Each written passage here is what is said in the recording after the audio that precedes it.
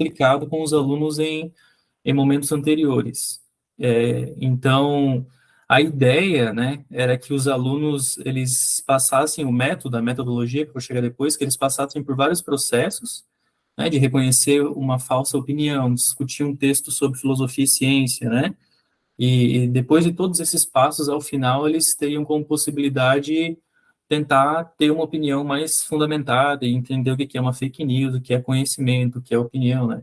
E o conceito tradicional é uma crença verdadeira ou justificada, né, que está lá em Platão no Teeteto. Ele vai abordar essa ideia aí, né, de que ele vai tentar fundamentar o conhecimento e uma possível definição desse conhecimento tradicional é isso, que é uma crença, né, que a primeira parte do conhecimento seria a crença, a segunda, essa crença, ela tem que se mostrar factual, verdadeira, né, e após isso ela tem que ter boas justificativas para corroborá-la, né? Então essa era a ideia que eu pretendia alcançar, né, nesse conceito de conhecimento, né. Eu não vou ler todo o projeto para não também ficar extenso para vocês, né? Eu acho que a ideia também não é essa, mas eu ia fundamentar a minha ideia a partir de principalmente duas obras, né? Sobre a teoria do conhecimento e a obra do Teeteto do Platão, na qual eles pudessem fundamentar minha pesquisa. E aí, eu não sei se é necessário eu falar na minha apresentação justificativa, todos os temas, o que nos interessa mais discutir aqui, ou tem algum questionamento durante a apresentação? Minha ideia, né, eu estou com essa dúvida também, se eu paro de falar um pouco, alguém quer perguntar? Não sei o que tu achas, Lucas. Nós podemos deixar ao final. Pode apresentar livremente no seu tempo. Depois a gente faz as considerações. Ah, beleza. Bom, então vamos lá, né? Então eu vou seguir meu projeto aqui para ficar até mais claro para vocês também. Então, por que eu escolhi esse tema, né? Em primeiro lugar, porque eu percebi que os alunos têm uma dificuldade de várias questões dentro da sala de aula. O professor de filosofia, ele se depara com várias situações. O aluno tem dificuldade em interpretar um texto muito simples de filosofia, né? De entender o que é conhecimento religioso, o que é conhecimento científico, o que é conhecimento filosófico, né? Então, eles vêm, até porque aqui em Santa Catarina a gente só tem filosofia, não sei em outros estados, mas em Santa Catarina a gente só tem filosofia a partir do ensino médio, né? Poucas escolas, exceto algumas escolas privadas, têm filosofia já no fundamental. Então, o aluno chega no primeiro ano do ensino médio sem nenhum conhecimento filosófico, né? Ele nunca ouviu falar do Sócrates, muitas vezes, do Platão, né? Dos mais conhecidos. Então, esse é um desafio também.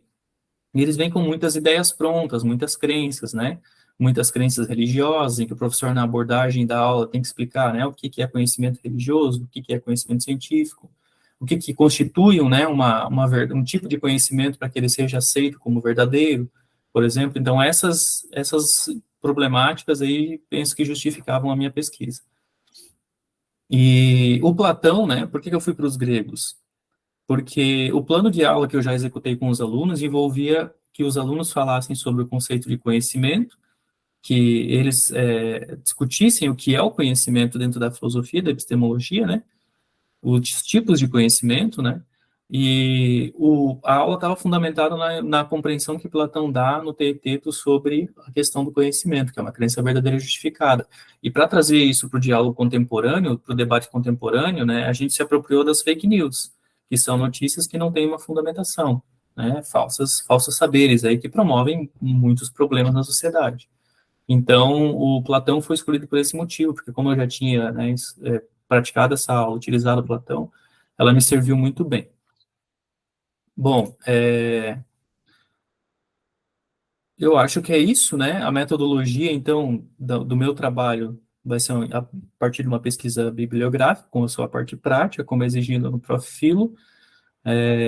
Eu vou apresentar alguns conceitos para os alunos, como empirismo, racionalismo, né? Teoria do conhecimento de forma geral, e vou colocar algumas situações, problemas, né? Que uma pesquisa, por exemplo, que mostra, né? Como está descrito aqui, eita, nós, que sem querer.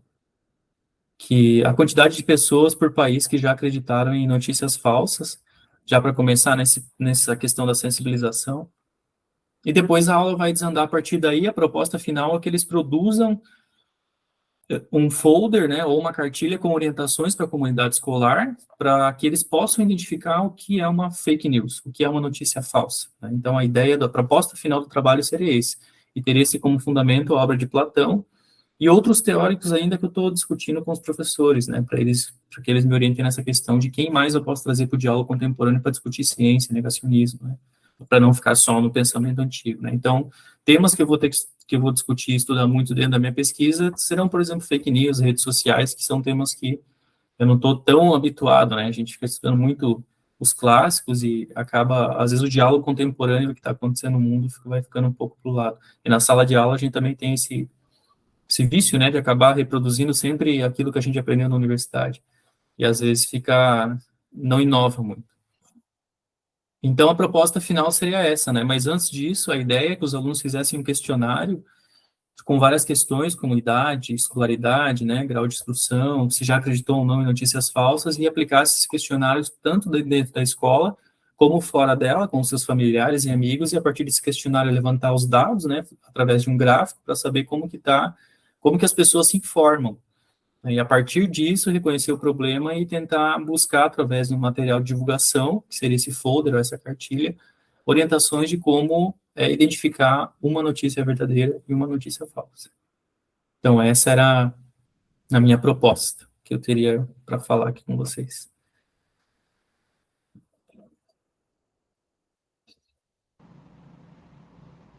Ok, Lucas, nós te agradecemos pela apresentação aí do seu projeto de pesquisa, do seu trabalho.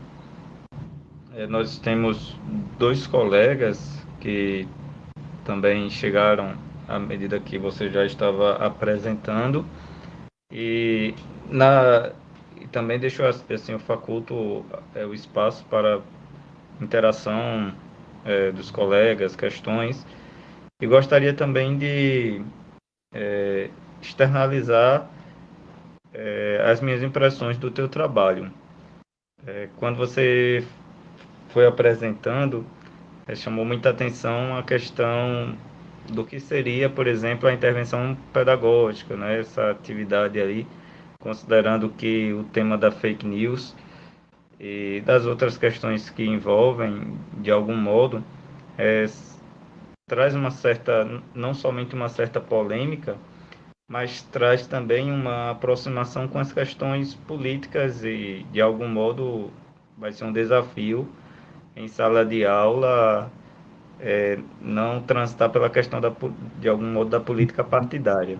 Sim, Entretanto, a tua proposta, ela, vamos assim dizer, se fundamenta no campo aí da epistemologia, nas questões do conhecimento, né? E isso, assim, é é um elemento que eu achei interessante, que eu chamo a atenção e te pergunto como você, de algum modo, vai ou pensa em fomentar essa atividade de modo a situar mesmo a turma e fazer com que o foco permaneça nas questões da epistemologia do que necessariamente fugir aí para as outras situações, inclusive pragmáticas, que o tema de algum modo desperta e envolve. sim. Já pensasse nisso?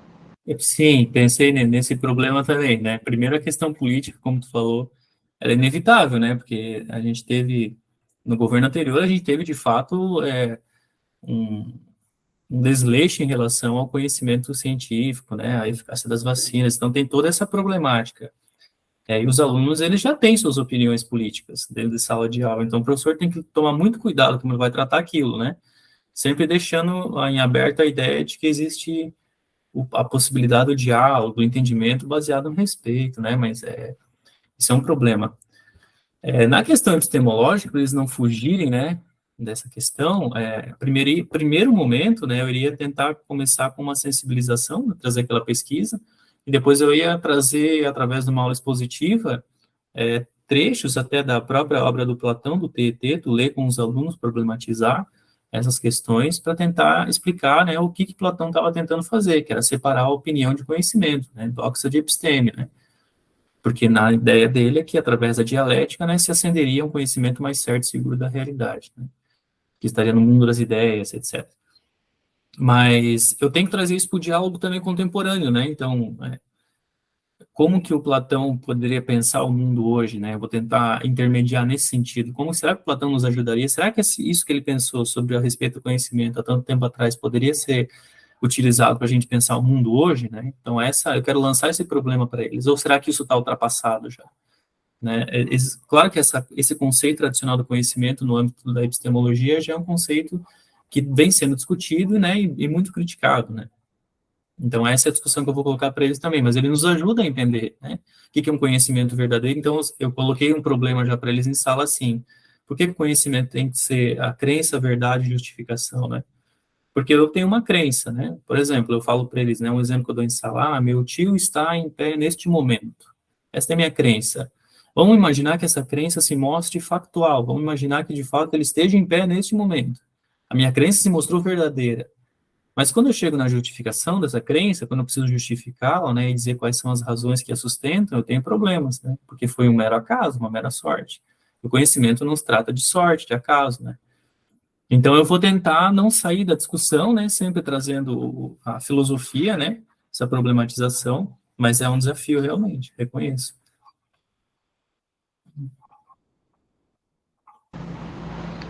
Certo, obrigado aí pelas considerações. Algum colega gostaria de também participar e tecer algum comentário, fazer alguma questão?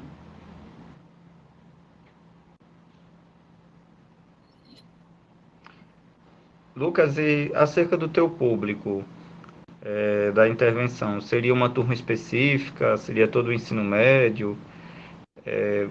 Eu fiquei na dúvida se você também leciona no ensino fundamental, em alguma instituição, ou se Ah, foi, sim. foi, Pode falar. ou se foi apenas uma menção do ponto de vista da ausência da filosofia aí no currículo da base fundamental, né? Eu só leciono para alunos do ensino médio, né, do primeiro ao terceiro ano. Aqui em Santa Catarina, no currículo, não há obrigatoriedade da filosofia estar presente no ensino fundamental, né, muito menos no primário, né, exceto algumas escolas privadas. Então, o professor de filosofia aqui está restrito ao ensino médio. E seriam alunos do segundo ano do ensino médio, né. Eu não sei a turma específica ainda, porque, como eu sou professor ACT, né, todos os anos eu estou com turmas e escolas diferentes, né. Mas a ideia é com alunos do segundo ano, porque o segundo ano geralmente são turmas que eu trabalho filosofia da ciência e epistemologia. Então, né, eles já passaram pelo primeiro, já entenderam a questão do mito da filosofia, etc., né? A ideia é essa. Então, seriam segundo anos.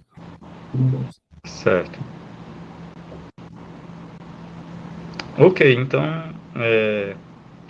alguém levantou a mão? Marcelo? Sim, boa noite. Boa noite. Parabéns, Lucas, tá, pelo trabalho. Eu me toquei aqui na parte da fake news porque a minha pesquisa perpassa essa via informacional aí, né? Eu também trabalho com tecnologia e quando você expôs, eu fiquei com uma curiosidade.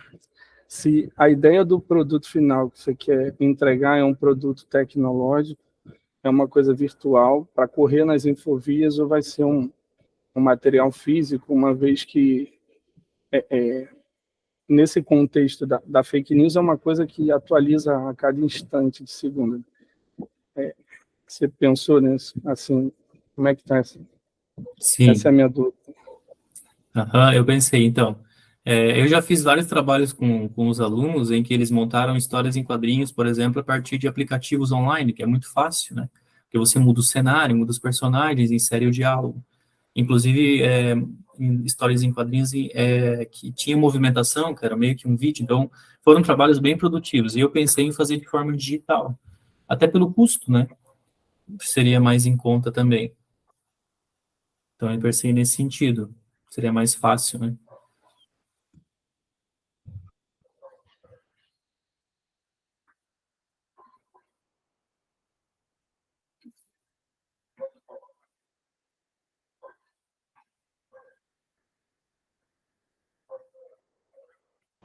Ok, acredito que estamos aí contemplados, satisfeitos.